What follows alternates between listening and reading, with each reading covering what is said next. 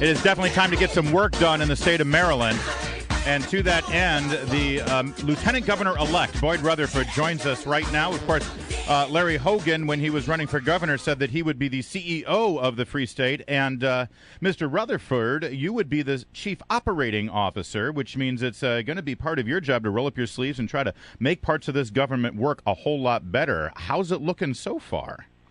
So far, so good in terms of the direction we're going.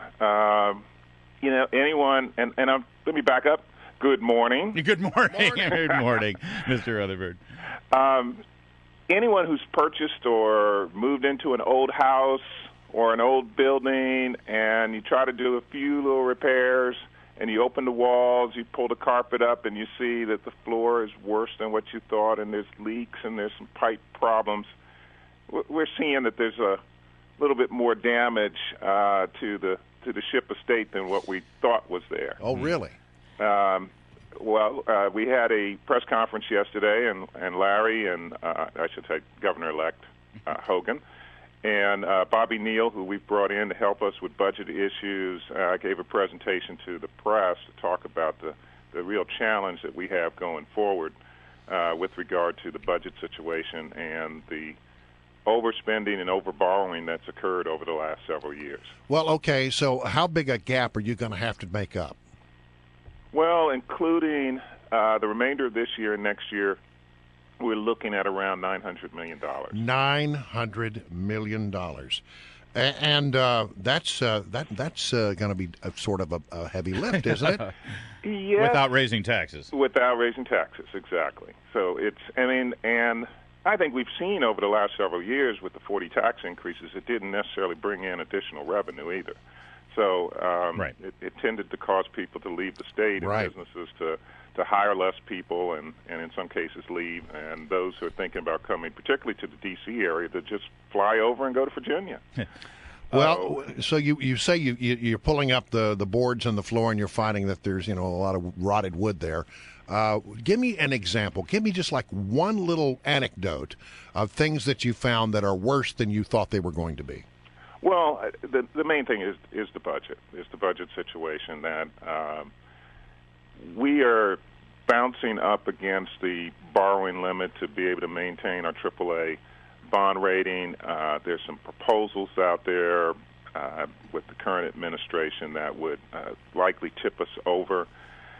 So it will be a challenge going forward as far as some of the obligations that we have to the citizens. We have found what I think might be a bit of overstaffing in certain positions in some areas that tend to be more on the PR and communications area versus actually delivering services. And so I don't want to point out some places where there may be some hard-working folks but just have been put in different, in a difficult situation or in the wrong slot.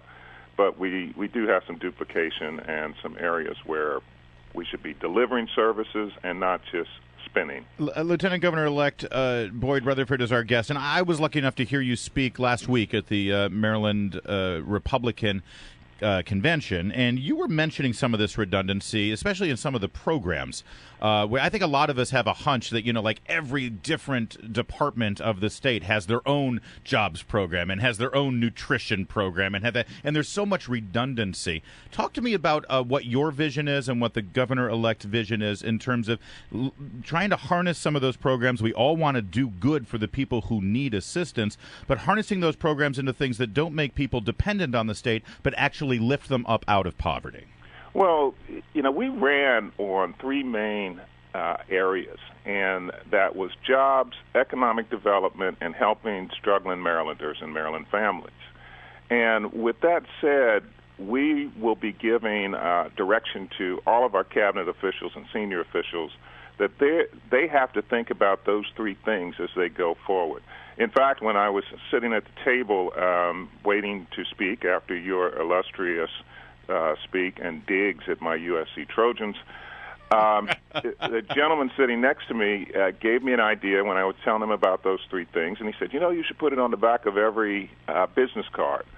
And I immediately text that to the governor-elect, who said, that's a great idea. I didn't give credit to the person who gave me the idea. So when we sit down with our prospective cabinet secretaries, we are telling them that they have to think of these three things. And so it doesn't matter if you're in charge of social services, and that means you're helping people who may be in difficult situations.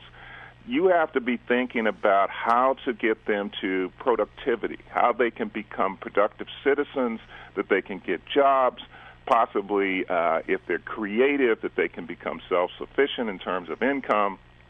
That, over the years, our programs have just been maintaining people where they are. And we need to give them off-ramps from poverty or from despair. Yeah. And so that is the mantra that we're going to have for every official, every senior official in all the agencies and departments, that they have to, and it's not just a question of business development and our economic development group, but like I said, the social service functions as well. And they need to be more customer-friendly, for crying out loud. Well, I would agree with you there, because I've been to the Maryland DMV. Everyone has a story. Yeah, but let me ask you this question. I mean, do you think that you can get it done? Because $1 billion is a lot of money to make up, and almost $1 billion. Yes. Well, we will get it done. I mean, the Maryland voters elected us to change things. It's not going to be easy. There's going to be some disappointment. I saw a news report yesterday that carried our press conference, and they interviewed a group that wants more money. So I think you missed part of the press conference, but that's going to be the challenge because... Well, you're going to have to say no, and that's never popular. It's never popular, and Larry O. Connor, that is, heard me say the other night, I have no problem saying no. Right. You're the bad cop here, and that's a good thing to do. We need that. It's responsible. Yeah. Really quickly, you mentioned the shortfall and the bond rating issues, and that brings to mind State Comptroller Peter Franchote. How's the relationship there? Are you working hand in glove, because that's going to be a critical partnership? Yes, we are doing very well with the comptroller. The comptroller, I mean, he sees the tax receipts and lack thereof. Yeah. So, no, we have a good relationship with him. I've had a good relationship with him before taking on this task, and as well as his staff, and we think, we're both pushing in that correct direction. And how's Larry's crab cake czar request coming? Yeah. He wants to be the crab cake czar. We're going to make that work, right? I don't know. Well, we'll have to work on it. It's a budgetary question. You know what? All of these campaign promises... He's going to do it for free. Yeah. Oh, he's going to do it for free. Oh, yeah, it's honorary. Does that mean he's bringing in all the crab cake and he's going to prepare it? He's going to pick the crabs and everything? Unclear on the concept, no. This is it gives me permission to go into any restaurant in Maryland and just inspect to make sure they're doing it right. That's all. So you need a badge. A fez, actually. A crab cake badge. A badge and a fez. It looked like a giant crab. You would wear it there on your chest. Okay. Work on that, will you? All right. Okay. Thank you so much for joining us. Maryland Lieutenant Governor-elect Boyd Rutherford, alumnus of the Holiday Bowl-bound USC Trojans. Boy, that must make you puff up with pride. Thanks for joining us today.